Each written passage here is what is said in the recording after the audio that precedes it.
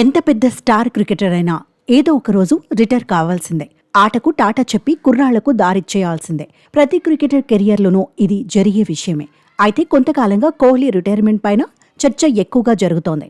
Champions ట్రోఫీలో పాకిస్తాన్తో match వరకు పరుగుల రేసులో వెనుకబడటమే దీనికి కారణం.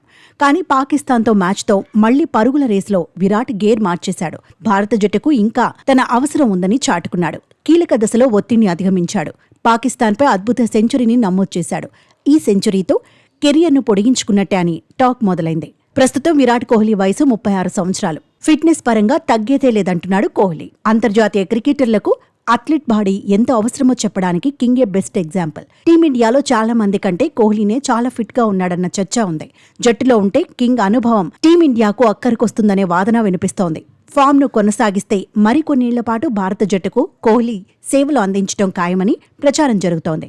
ఇదే అంశంపై స్టార్ ప్లేయర్ చిన్ననాటి కోచ్ రాజ్ కుమార్ శర్మ స్పందించాడు. అభిమానులకు ఎనర్జీ వచ్చేలా రియాక్ట్ అయ్యాడు. మరికొన్నేళ్ల పాటు అంతర్జాతీయ క్రికెట్లో కొనసాగుతాడనే నమ్మకం ఉందన్నాడు. అత్యున్నత ఫిట్నెస్, డెడికేషన్ కోహ్లీ మరింత ఎక్కువ కాలం క్రికెట్ ఆడేందుకు ఉపయోగపడతాయన్నాడు. మరో 4 ఏళ్లు అంతర్జాతీయ క్రికెట్ ఆడతాడని చెప్పుకొచ్చాడు. అంటే 40 సంవత్సరాల వయసు వచ్చే వరకు ఆడతాడన్నాడు. ఐపీఎల్లో చాలా ఏళ్లపాటు ఆడే అవకాశం ఉందన్నాడు. కోహ్లీ ఫిక్స్ అయితే ఐపీఎల్లో లాంగ్ కెరియర్ ఉంటుందనడంలో సందేహం లేదన్నాడు. ఛాంపియన్స్ ట్రోఫీలో బంగ్లాదేశ్పై 22 పరుగులు సాధించిన విరాట్ ఆ తర్వాత పాకిస్తాన్పై శతకం బాదాడు. ఛాంపియన్స్ ట్రోఫీలో ఇప్పుడు కింగ్పై భారీ అంచనాలున్నాయి.